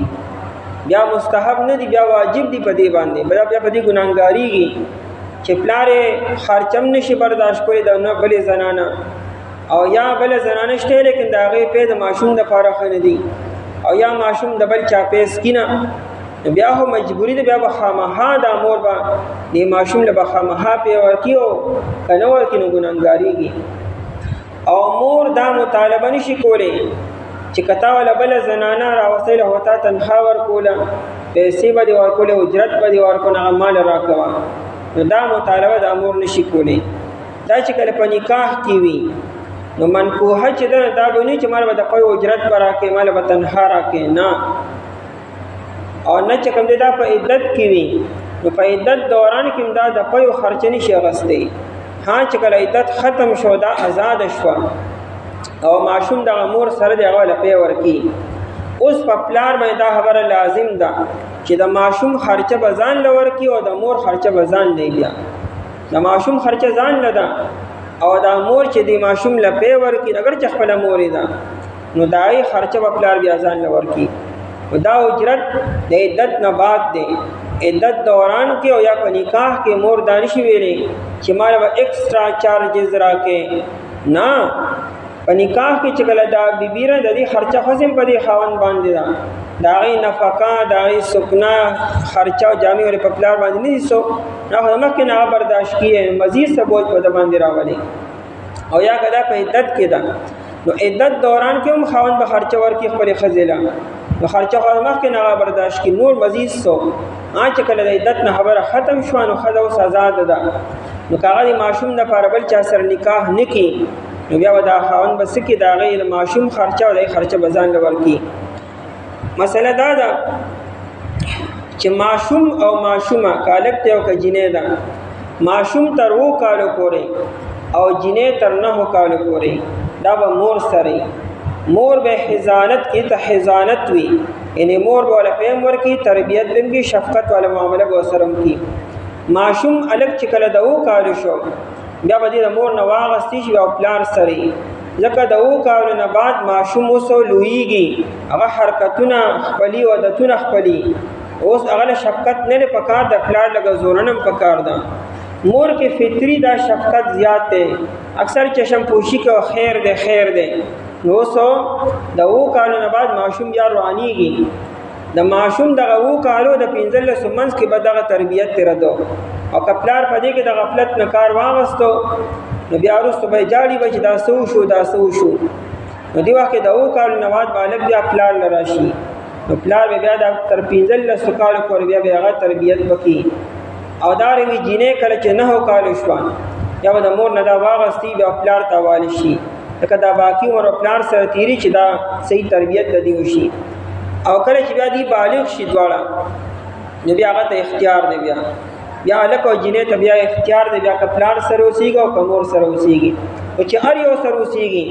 نو دی ودا پابندی نه لګي چې د بل سره ملاقات بنه کوي ځکه حق د دواړو دی ابو داود شریف کې روایت ده نبی علیہ الصلوۃ والسلام ته یو زنانه رااله هغه نبی علیہ السلام ته وی حسن آشنا تمهید وتړو وی زما دا معشوم دی بطنی له وعاء وصدری له سقاء وحجری له حواء بیبی سن آشنا کمال کو وی دا معشوم چې وی چې کله دې زما په خېټه باندې ون زما خېټه در پر یو لوخي او کله چې دې دنیا ته راغله زما دا سینې در پر مشکیزه او په ول ورکول دنه او زما دا ترخ د در پر حفاظتگاه ده نو څه مطلب په څومره مرحلو کې ما دې ساتل دي اوس چې کله دې رو لویږي نو د پلاری دا زمانه وسخلی نو نبی علیہ الصلوۃ والسلام تو فرمایل چې انت حق به تر ډیر حقدار ده دا بتا سری خو مالم تنکحي تر سوچ تا نکاح نه کړي کله نکاح هو نکاح ستا حق ته کویم شي او چې کله تا نکاح وکړ بل چا سره بل کور ته لړی نو بیا د معشوم مطالبه نشي کولی یا معشوم ستانه خامها اغستی شي او کته قربانی کې په خپل جذبات باندې قابو راوړي او معشوم ته کینه د خنورم اجر دې پدې کې د معشوم سي تربیت شي د معشوم د پر خپل ژوندۍ قرباني بیا هم ټیکتا ولیکن کچرتا بل نکاح وکړ بیا د معشوم هغه حق سا ختم شو یا معشوم چې نیات ملاويږي د مور ته او کاغم ني بیا به د ماسی ته ملاويږي چې ماسیم نشتا بیا به د پلار طرف ته راځي نو بیا د پلار مور ته ملاويږي با دا د حق حق د زنانا چې معشوم واخلي ان جینې د نه کړه په پلار تراشي چې 15 سکار شي به اختیار دی نبی له سم دا واقعات مه تراغلي دي یو رضیانه په باور کوي نو دا په ور کول دا مندوب مستحب خبره ده او واجب په صورت کې د چکلا معشوم ته نور پین ملاويږي بل زنانم نه ملاويږي افکار خرچ نشي برداشت کوي خپل ور باندې واجب دي اولادهن اولاد خپلتا دار دي خپل اولاد ته په ور کوي حولین دو کالا کاملین پورا دا کاملین صفت تاکید دے دا حولین دا پارا دو کالا وی کامل دو کالا یعنی حق دا معشوم کامل دو کالا دے دا معشوم فیدی تا بگورو چی دا معشوم فیدہ آیا پورا 2 کالو کی دا وکنا کم کی دا که دا معشوم فیدہ پا 2 کالو پورا کی بیا مور پورا 2 کالا پیور کی او کدا معشوم فائدہ مخ کی پورا شی ہوا باید معشوم د شورونه صحت مندي نه هغه د لسو میاشتو د کالی او د شپاړسو میاشتو نه هغه غذا شروع کړي نه هغه بیا د پيو ضرورت نه بس ټیک تا کومور خپل دواړه رضامند شو په دې باندې چې د معشوم فائدہ په دې کې را چې 2 کالو مخ کې صبر کو او معشوم نه خرابېږي نو بس ټیک تا کدا مور خپل دی خپويږي په دې باندې خو مور بخپل ځان ته نه ګوري چې زما صحت په سر خرابېږي کله خپل ځان فائدې ته ګوري معشوم فائدې ته نه ګوري بیا د مور د ماشوم حق وخو ماشوم ته بیا د خپل حق پوره ورکول پکاري یا پلار دی او بل زنانه ولا پر رضاعت باندې نسل رپیو د پاره او دې دای تنها ورکی نو دې چې بد اړیره د بس نور لمور کو خیر دې که خرچه بر زیاتیږي را باندې نو دې د خپل ځان د پاره داسې کی د ماشوم فائدې ته نه ګوري اصل د ماشوم فائدہ را نو حولین 2 کاله کاملین پورا جدید سینس او جدید او طبم داوای او قدیم خاصم دا خبره کوله چې ماشوم کله 2 کالو کې دن دی د د پاره د مور د پيونه علاوه بل داس یو غذا بهترین نشته چې د مور پیسونه بهترین دي در پاره او برابر دي د دین علاوه بل هیڅ یو کدا سریله کې دی او کدا ارس دي د دین زیات ماشوم ته خپل مور پیچې دغه زیات بهتر دي دا خو زنانو چرسی او پیشن جوړ کړی دی د ماشوم فایده کم ده خپل فایده زیاته ګوري دا د ماشوم حق والدي او سبا قیامت کې ودا ماشوم د مور غریوان به بیان د پلار غریوان به چې دا زما فایده اچانک تر خپل فایده ته کتلو دا زنانه دي ماشوم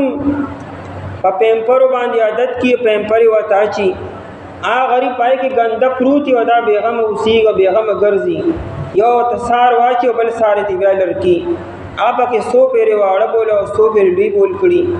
ا غریب په خپل چې په ګن کې پروت مال لري صرف د خپل ځان د فائدې لپاره چې بیغم بغرزي خمیدا په پر به بیغم ګرځا آی او انسان د خپل ځان ته وګوري ته په ګندګي کې 24 غنټې تیرول شي دا هم انسان د کنه دی په ګندګي کې 24 غنټې څنګه تیری د ماشوم فائدې ته کله خپل فائدې نه کتل پکارو چې څوک بار بار داسي کی دا د ماشوم حق ته صحیح تربیت او صحیح نشما کولو نو مورم د غفلت نه کار لري پلارم د غفلت نه کار اخلي خپل سہولت په ځای زیات د ماشوم سہولت او تربیت ته کتل پکار دي لمن ارادا دا حکم د هغه چا د پاره دی حضرت تانی رحمت الله علیه دا یو مرید ته محمد شریف سے د ملتان آغا او داغا بی بی دوار تلو خانقاہ تا بی بی تانی سے پا دویم کور کے وا او دی بار خانقاہ کے ہو دا محمد شریف سے خپل واقع پا خپل لکی وی زما بی بی دا تانوی رحمت اللہ علیہ بی بی سر یوزے تطللو نو معشوم یہ کور کے پریخو دو او دی لڑ یوزے معشوم کور کے اس یوازے پریخ دے دا حضرت تانوی رحمت اللہ علیہ پا ہر خبر باندے بنظر ہو چې دې دواړه واپس رالې تانوی رحمت بیبی نه تاسو کو تاسو رالې وی او هغه ځان سره ماشوم وی هغه ماشوم خو بره یو د پرې خده حضرت تانوی دومره غټه غلطي چې ماشوم یوازې پرې خودلو دا مملا موري چې خپل ماشوم به یوازې کور کې پریزي ماشوم سره شل خبرې یوازې برا پاس یو به یریږي مور پسې بجاړي درینده راشي بل مسله پیدا شي او مور بیغمه غبار ګرځي دا مين دا غفلت نه کارلی ماشوم کور سار پریدي و دا ګرځي ماسپینه پوري او بیا ماسپین ناشي دا مين د ماشومانو حقونه وخی دا د ماشوم حق ته ماشوم سره یوځای ګرځي با دا ځان جدا کینا لمن ارادا دا حکم د اچا د پاره دی چې اراده لري ان یتم الرضاعه دا چې دی پوره کی مدد رضاعت درا مدد پویل قرآن کریم اختیار ورکو چې دا 2 کاله پورا کول عین لازم او فرض ندي کله ماشوم فائدې بیا ورکول پکار دي کله 2 کاله مخکې د ماشوم فائدہ په بس کولو کې بس کې بیا پاتلو سمیاشت باندې په شلو میاشت باندې پورا کې تاسو خپل خوخه ده لمن اراد حکم دا چا اراده لري ان یتم الرضاعه دا چې دی پورا کې الرضاعه مدد رضاعت لرا قال المولود له اسانه معنی چې دن پلار باندې خو لفظي معنی پلار نه ده لفظي معنی دا سره وعلى المولود له او په اچا باندې چې دا د پاره ماشوم زیږولې شوی دی ماشوم پیدا کړی شوی دی لفظي معنی ده وعلى المولود هغه سړي باندې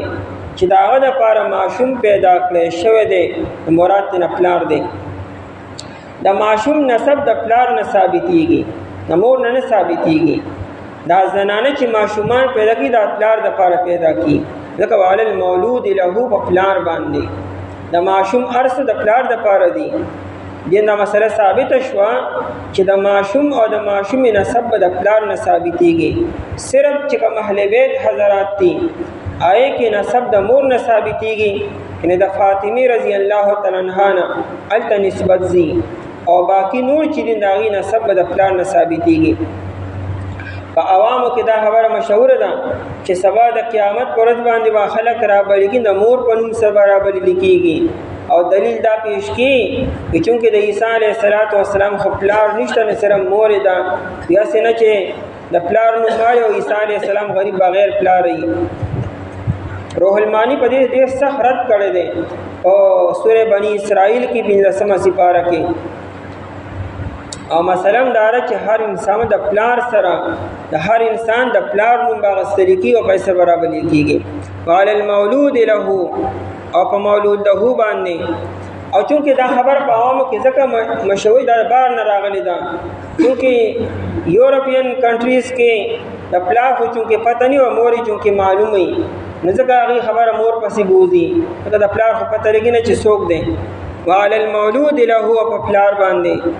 رزقهن روزی د دې زنانو ده د دې میندو ده، وکسوتهن جامې د دې دي بالمعروف د عرف مطابق.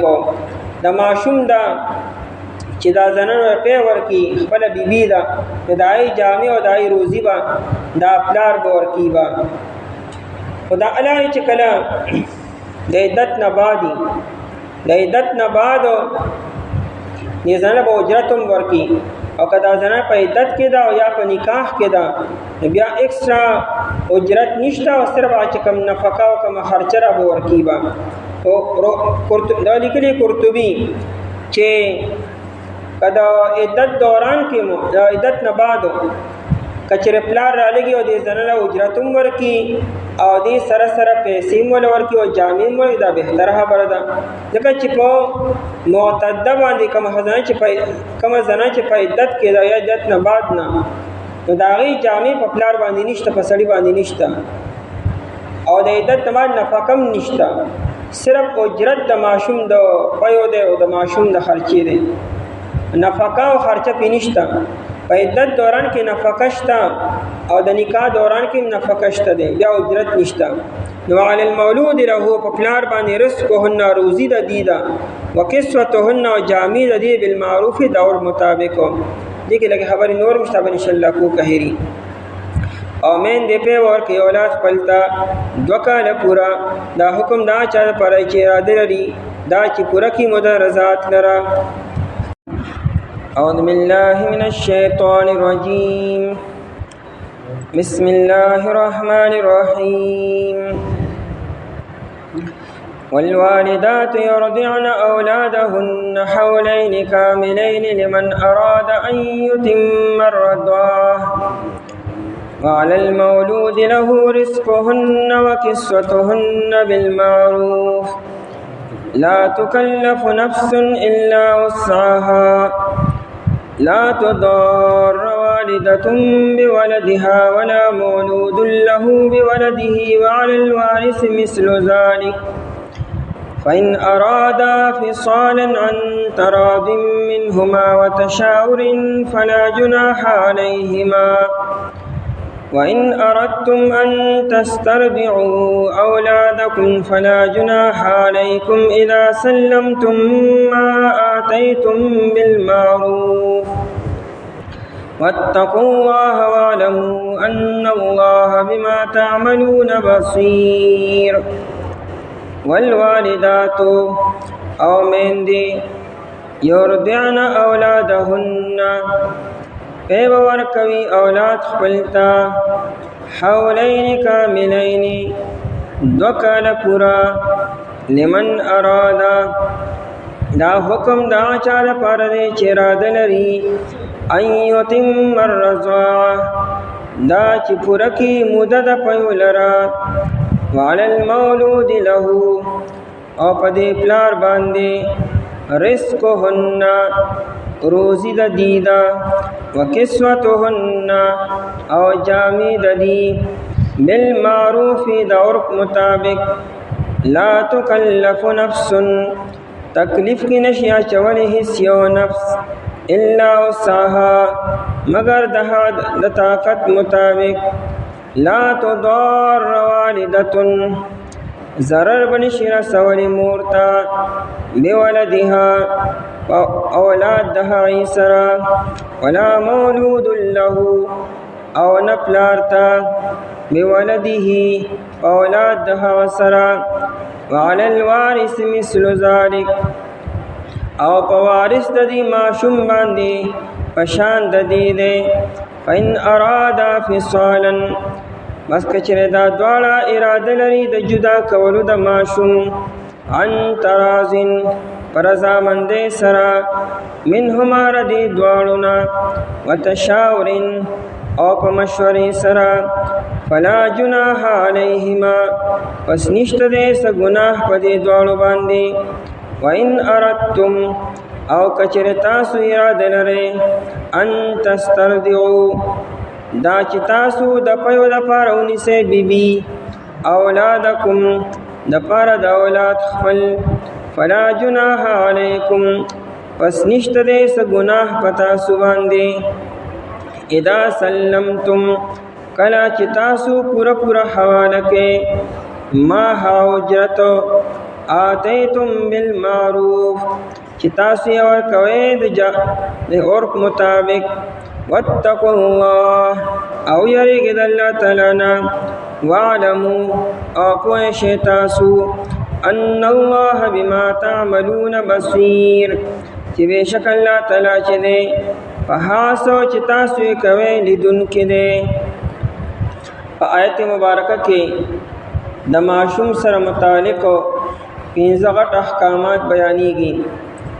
مخکې د طلاق بیان شو د عدت. اکثر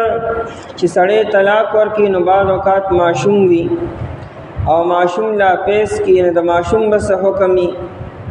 نو دا متعلق 15 احکامات بیانېږي. په قرآن کریم قانون عام بیانې که یو زنانه په نکاح کې دا معشوم یې دی او یا دې ته طلاق ورکړی شوی معشوم دی ورسره نو لومړنی حکم دا دی چې معشوم ته به 2 کاله پی ورکولی کېږي. دا د معشوم حق دی. دویم حکم دا دی که چېرې دا زنانه عدت تیر کو او دا له معشوم له پی ورکي نو پلار به دغه زنانه له د معشوم اجرت بم ورکي او د پی اجرت ولم ورکي. او دریم حکم دا دی چې څونه د پلار وس او طاقت نو هغه عمره خرچه په پلار باندې ږدو. که د پلار د وس نه خبره باري دا په پلار باندې نه ږدو. څلورم حکم دا دی که چېرې فرق پلار مړ شوی دی نو د معشوم خرچه بیا د معشوم وارث برداشت کی. او بل حکم دا دی که چېرې فرض کا دا مور او پلار دواړه په دې باندې مشوره وکړي فیصله وکړي چې د معشوم له بل څوک په د پیو دپاره نیسو یا خو د مور خپل په هغه نقصان ده دي د معشوم دپاره یا کم دي یا مور بیماره ده یا نورې مسلې دي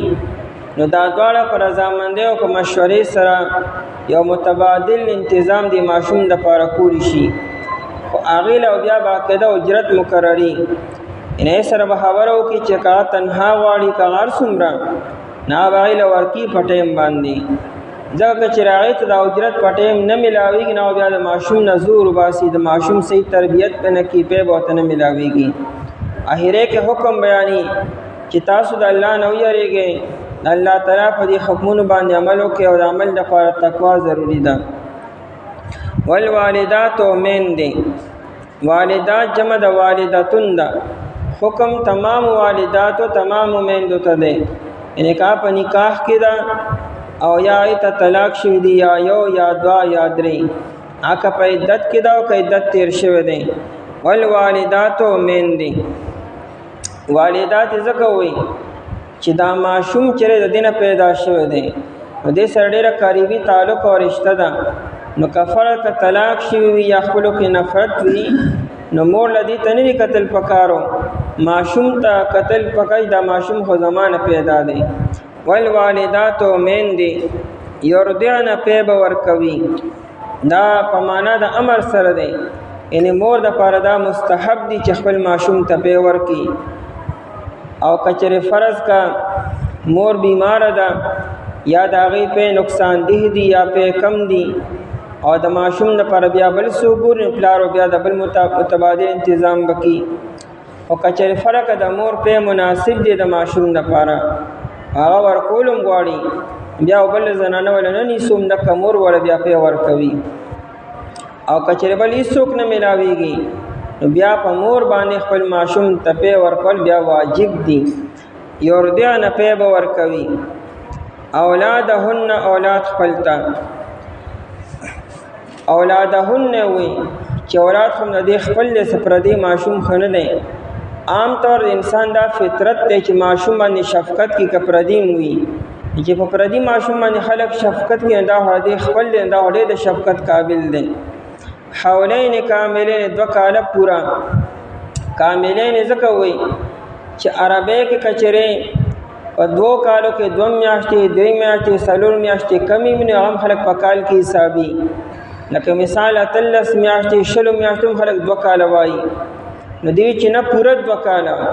دا نه چې 2 میاشتې کم 4 میاشتې کم حولین کامل 2 کاله کامل او پورا کچه فرق دا زنانا دې ته طلاق شوی او دې عدت تیر کو بیا هم دا ماشوم ته پی ورکی ابن عاشور لیکلی دی چې چونکه عام طور د زنانه دا فطرت دی او دا ردی طبیعت هم دی چې کله دا ماشوم ته پی ورکی دی بیا بل نکاح ته رغبت نی ځکه چې هغه ماشوم ته توجه او شفقت سیوا وي نو په 2 کالو کې ودا ماشوم ته پی ورکوي خپل ماشوم ته توجه کی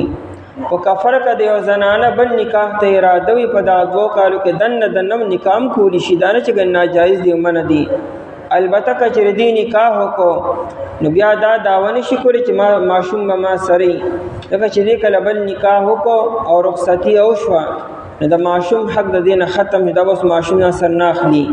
بیا ماشوم د دې مور ته ملاويږي با د ماشوم نیا شو او کاغم نی بیا ماسی ته ملاویږي او کني نو بیا با پلار طرف ترازی لمن ارادا دا 2 کال لازم او فرض ندی دا د ماشوم فائدې ته قتل دي چونکه د ماشوم فائدہ عام طور پر د 2 کالو پيو کېدا لیکن بعد اوقات ماشوم د 1 کال چوشي چې 1 کال برابر شي نو دې نور خوراک هم لګ لګ شروع کی چل شروع کی روټه اخلي نور خوراکونم کی او عام طور دی 1 کال ماشوم بیا نور خوراکم شروع کړی وي نو کومور ګوري چې د ماشوم فائدہ اوس پدې کړي چې د پايونه د صبر شي نو ټیک ته صبرولې شي د 2 کال مخکې مو لمن ارادا دا حکم د اچا د پر چې اراده لري ان یتم الرضاعه دا چې پوره کی مدد رضاعت لره کومورم دا خواهش لري چې خپل ماشوم لپاره ورکوما نو په 2 کالو پر بالکل ورکول شي یا پلار داوی چې د ما ماشوم تر 2 کال په میلو شي خامها کدا خپل مور نه ورکی د بل څوک ګورم بل عام طور دا سوشي چې 1 کال بعد یا د زنانه په رو کم شي نو کبیا پلار مناسب غني او بل زنانه ولا نسی د په د پاره چې ماشوم ته 2 کال پوره سه مصیبت تیر کچره فرق پلار داوی چې ماشوم تر 2 کال خامها په میلو شي او 1 کال بعد د زنانه خپل په چکمونو کم شو نو متبادل بل زنانه ولم چکمونو بیا کتی شي چې ماشوم ته 2 کال په بالکل مکمل ملو شي لمن اراد دا حکم دا چا د پای چې اراده لري ان یتم الرضاعه دا چې پوره کی مدد رضاعت درا مدد پایو لره وعلى المولود له چونکه ماشوم له زنانه په ورکی کدا خپل بیبی دا په نکاح کې دا منکوحه تباسم خرچا او منکوحه تباسم لباس او کپڑے دا واسم خاون ورکی با او کدا په عدت کې دا د عدت خرچم خې ته ملاويږي با او د عدت نه بعد چې کچره دا زنانه د ماشوم ته په ورکی بیا پلار باندې دا خبر لازم ده چې دغه زنانه بیا تنها ورکی اجرت ورکی وعلى المولود له او په پلار باندې نو علی المولود له قرآن کریم پلار نه چې غني علی الوالد یا علی الاب او نه وي چې په پلار باندې مولود له یو وي چونکه د ماشوم ولادت د پلار د پاره کیږي ځکه د ماشوم نسب د پلار نه ثابتېږي وعلى المولود له او په هغه سړی باندې چې د هغه لپاره ماشوم پیدا کړی شوی دی چې هغه مراد نه پلار دی نو رزقهن روزی د دې ده د میندو روزی وکسوتهن جامع او لباس د دې دی ابن عاشور لیکلی دی چې عربو کې د زنانو رغبت په دې طرف تړي چې ما تر جامع ملو شي ټیم په ټیم باندې او ما تر خوراک او اسکاک ملو شي دای درهم او دینار ته بدومره خواهش نو قرآن کریم دای د عرف او د رواج مطابق وي چې دیله بیا روزین په ټیم ورکوي خوراک او اسکاک بم په ټیم باندې ورکوي او د دې موسم مطابق جامع چې څنګه خبر شي وتم ورکوي رزقهن روزی د دې دا د میندو وکسوتهن او جامع د دې دا خبر او کړه کدا زنانه په نکاح کې دا نو بیا د ماشوم د وجنه نه بیا خو د زنانه اسم روزي چې د نفقه او جامع اسم په هاون پیدا ورکی بولا او کدا په عدت کې دا نو بیا خو نفقه شته او جامع په هاون باندې لازم نه دي او چې کله د عدت نه بار شو دا خو بیا اجنبیه ده نو بیا خو جامع د دې په هاون باندې واجب نه دي البته اجرت به ول ورکی با مقرر به کې چې تاسو نه پیسې باخلي چې د ماشوم توفیه ورکې نو رزقهن روزی د دې او کپلار استحبابنو او بطور احسانو د غزانه ته روزی ورکی د تنها نه علاوه جامعتم ورکی دا نورم خبره ده چې زنان څومره تخیال ساتي دومره باغ ساده ماشوم بیا خیال ساتي بالمعروف قد معروف کې دی ولګو د عرف مطابق یعنی په جائز طریقې سره معروف نمبر د هر زمانه خپل عرفي چې هر زمانه کې تاسو ګورئ چې او زنا ته کم جامع ورکول پکار دی او کم خوراک او اسکاک ورکول پکار دی مطابق لا تکلف نفس دا د بالمعروف د پاره تفسیر دی چې الله تعالی یو نفس په تکلیف کې نه چې تبه مها کارنګ یو کده ارزین نو را پیدا کې به ولا نه د خپل وس مطابق غریب به د خپل وس مطابق او متوسط به د خپل وس مطابق او امیر او غریب به د خپل وس مطابق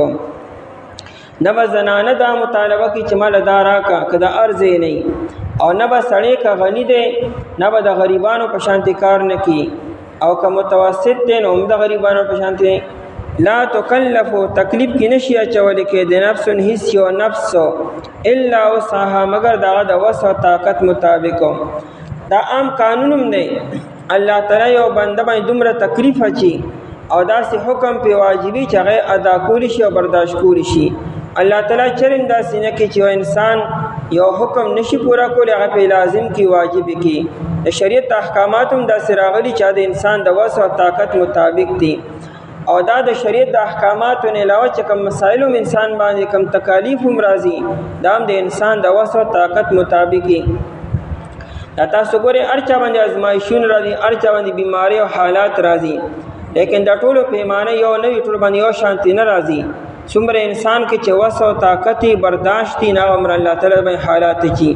انبیاء کرام علیهم السلام چې ډیر برداشت والا حوصله ولري د حالات نورم سختي ازمایښون ډیر سختي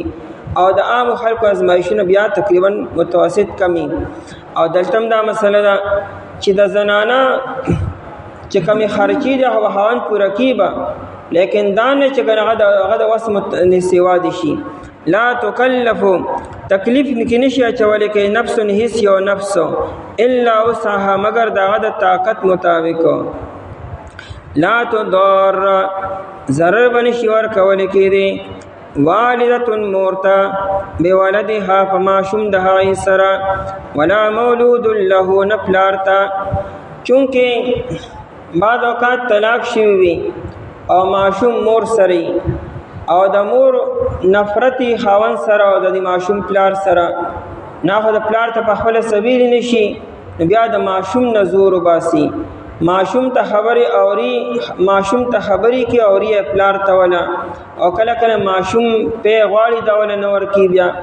او د ماشوم آشان خصمانه پرورش نه کی نو ماشوم ته تکلیف ورکول گویا کې دا پلار ته تکلیف ورکول دي او بعض اوقات پلار رو لګي هغه د زنا دومره زیات خفه وي چې هغه د ماشوم په ذریعه سره بیا مور ته تکلیف ورکوي. دې مثال به داسې وي لکه خپله مور دا غواړي چې د خپل ماشوم لپې ورکمه او دا یې ورسره مینه هم ده، لیکن دلته کې پلار په غیرت کې راغلی چې نه تا سره بني دې له به زه بل انتظام کوم او بله مور وله ګوري د پیو دپاره، نو دا مور ته تکلیف ورکول شو. ځکه مور به هر حال مور وي، هغه دا غواړي چې د ماشوم صحیح پرورش وکړم، صحیح خصمانه وکړم، صحیح خیال وساتم، نو دا مور ته تکلیف ورکول شو. او بعض اوقات مور رو لګي د ماشوم نه زور وباسي، لکه پلار هغه شان خرچه برداشت کولی نه چې ولا بل څوک وګوري او دا وي دی بغیر خرچې کوم نه. بعض اوقات داسې وشي چې دا زنانه رو لګي خاوند ته زور ورکولو دپاره وي چې زه بیمار یم ما د ماشوم له پې نشم ورکولی یا زما پې چې کم دی نو کم دي، یعنې بانی کې او زور هغې له ورکي. قرآن کریم چې جانبین نه به یو بل تکلیف هم نه ورکي ضرب هم نه ورکي. مور دې مخلصه شي خاوند دې مخلص شي چې څه شي یا خو شوي دي. لا تضار ضرر به نشي رسولی مجهوله صیغه ده. والدة مور ته بولدها په ماشوم د هغې سره هغه به دایي چې مثال هغه بیماره ده او خاوند وي کارنګې ته به وله پې ورکې به یا هغې ته مسله ده او دوی نه ته به ورکې به یا دا چې هغه بل چا سره نکاح کول غواړي د نکاح ټیم یې دی عدت ختم شوی دی او دی ورته چې نه څو پورې ماشوم د پیو نه سبا ته بل نکاح به نه کوي، نو دا مور ته تکلیف رسول شو. یا دا چې دی ورته چې بغیر اجرته به یې کوي، ټیک ته عدت کې هغه اجرت نشي اخیستی، لیکن د عدت نه بعد هغه د اجرت مطالبه کولی شي او دی ولا اجرت نه ورکي. او دام تکلیف ته چې مور په خپله غواړي چې زه وله پې ورکوم او پلار دې چې ته به ول نه ورکړې ول بل څوک ګورم. ولا مولود له او نه پلار ته مولود له دا ماشوم چې د چا لپاره پیدا شوی مراد نه پلار دی بولده په ماشوم د هغه سره پلار ته هم تکلیف نه ورکو د ماشوم د وجې نه چې مور رو لګي او دا شرط لګي چې مال به دومره تنها راکې دومره اجرت به راکې چې هغه سړی نشي برداشت کولی، دومره د هغه ګنجایش نشته دی او دی مال به دونه خامخا راکې. نو دا گویا کې د ماشوم په ځای سره پلار ته تکلیف ورکول شو. او بعض اوقات مور د ماشوم نه زور وباسي، ماشوم جړي چې پلار یې جړه ووري، حالانکه ماشوم نه جړي خو دی جړي، طریقې خو دی له ورځي. نو داسې طریقې اختیاري چې ماشوم جاړي او جاړي او جاړي، کله ماشوم بیمار دی کله ویدا او کله هغه چې دا پلارو کړیږي، نو په دې طریقې سره هم پلار ته تکلیف نه ورکو. وعلى الوارث او په وارث باندې بعض اوقات داسې وي چې ماشوم یتیم پاتې شي پلار یې مړ شي، اوس د ماشوم خرچه به څوک برداشت کړي به؟ نو لومړنی حکم خدا دی که ماشوم سره خپل مال شته، مثال پلار یې مړ شو مال ماشوم ته پاتې شو، نو بیا به د ماشوم د مال نه خرچه پوره کېږي به. او که ماشوم سره مال بالکل نشته پلار یې سپرې نه ښودو، نو بیا د ماشوم چې کم وارث دی د ماشوم وارث به څوک که دا ماشوم فرق نن مړ شو د وارث به څوک ګرځي؟ نو چې کوم وارثان دي لکه مور وارثه ده، نیا وارثه ده که مور ني، دارنګې نیکه وارث دی، دارنګې رور یې وارث دی، دا وارثان دي ټولو. نو چې کوم وارثان شرعن دي نو بیا به هغې دا خرچه برابري به، نو که وارث یو ټوله خرچه به برابري او که وارثان ډیر دي نو هر یو به د خپلې حصې مطابق خرچه و برداشت کړي د ماشومو. وعلى الوارث او په وارث باندې خدا وارث د پلار نه یادي، دا وارث دی ماشوم یادي، ماشوم خو مړ نه دی او که فرض که دا ماشوم نن مړ شو د وارثان به څوکي، نو چې کوم وارثان جوړیږي نو هغې ور د ماشوم دا خرچه برداشت کړي به. مثل ذالک پشان د دې یعنې د پلار پشانو څنګه چې پلار د دې ماشوم خرچه برداشت کوله او د هغې مور له پیسې ورکولې جامې او روزي ورکوله، دارنګې دا وارثان به ورکي. فإن ارادا فصالا پس که چې دا دواړه اراده لري، دا مور او پلار دواړه په نکاح کې دي یا د نکاح نه ودي دي، لیکن به هر حال دواړو مشوره وکړه چې ماشوم د پیو نه صبرول پکار دي، یعنې ماشوم له دومره پی بس کافري نو که دواړو فایده ماشوم فایدې دواړه ګوري نو بالکل صبر د وخت نه مخکې مو ځکه دا 2 کاله فرض او واجب نه دی د ماشوم په ضروری دي 2 کاله مخکې صبر شي فإن أراد فصالا دا د لمن أراد أن يتم رضا تفسیر کی پس کچې دا دواړه اراده لري دا مور او پلارو فصالا د جدا کولو فصال او فصیل جدا کولو توی ماشوم د پيونه جدا کولو فصال په معنا د فطام سره دی فصالا د جدا کولو د پيونه ان ترازن فرزامند سره یا 2 کالو مخکې دی رپيونه صبرو خدای چې داړو پر رضامند دي دانه چې صرف د مور خواهش ته او دانه چې صرف د پلار خواهش ته پلاروي چې بس کې سبا تنها نور اور کوما ماشوم به د وخت مخکې صبر کو یا مور وي چې سو ماشوم بس قسم لوي نور په ول نشم ورکول نه دواړو په دې باندې مشوره کی او کدی کې د طبيب او د ډاکټر مشوره شامل شي ډیره خبره ده من هما ردی دوارنا وتشاورین په مشورې سره دواړه خپلو کې مشوره وکي دا مشوره د شور نه دی او شور په عربی کې دا د چتینا شات روباسلو ته شور ویل کیږي دی مشورې ته مشوره ولي وي گویا کې شات روباسي په مشورې سره یعنی اهم مشوره او اهم رائے معلومول او حاصلول ته مشوره ویل کیږي وتشاورن او د دوالو غور حوزو کو مشوره وکړه نو فلا جناح علیهما پس نشته رس ګناه په دوالو باندې چې 2 کال مخکې ماشوم صبر کی وان اردتم او کچره تاسو اراده لرئ کچې فرق د مور خپل په کم دی یا غا نقصان دی او یا ډاکټر منکړي چې دا سینری پکارو نو بیا دې د بل زنانه متبادل انتظام وکړي شي وان اردتم کچې تاسو اراده لرئ ان پلار دا اراده لري چې په دې کې بل سوجنی کچې د خپل مور په مناسب دی او سمم دی او برابروم دی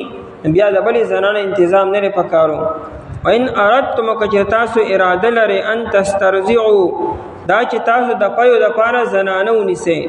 ان تسترضعوا المراضع د پيو د پاره زنانه نیسلو اولادکم د پاره د خپل اولادو عربو کې دا دستور ډیرو زمونږ علاقو کې دا دستور نشته لیکن عربو کې بدا ډیرو چې دی خپل ماشومان دیهاتو ته صحراګانو ته لېګلو نبی علیہ الصلوۃ والسلام په خپل د خپل مور په ډیر کم سکلی دي د حلیمه سعدیه رضی الله تعالی په ډیر سکلی دي سره وخت یې سلور کال تکو تقریبا 100 دا غین علاوه بل چا پېم سکلی لکه د سویبه رضی الله تعالی چې د ابو لهب وینځوا د ام ایمن رضی الله تعالی عنها د خپل مور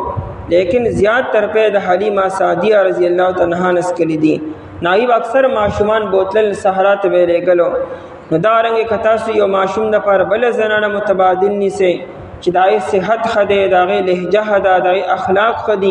لکه ماشوم د مونږ بلا خبر زدکی په ماشومانه کې اخلاق او لهجه د خبرو چلو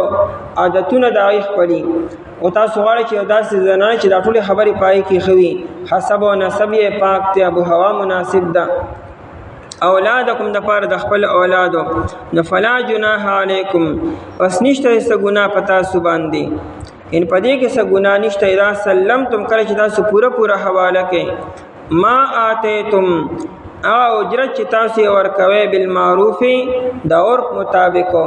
تاسو به ما سره خبره کړی چې تاسو سونه تنهایی سونه اجرت بوي ماهانه یادې ک یومیه یادې ک هفتواری یادې کنه سالانه یادې پیسې بغواړي ک جامې بغواړي کنه غلب بغواړي سب بغواړي چې کوم خبره ته شی وي اجرت نه به بیا پورا ورکوي پټیم باندې آتے تم چ ورکوي تاسو اسې د آتے تم خپل من تاسو ورکړي دي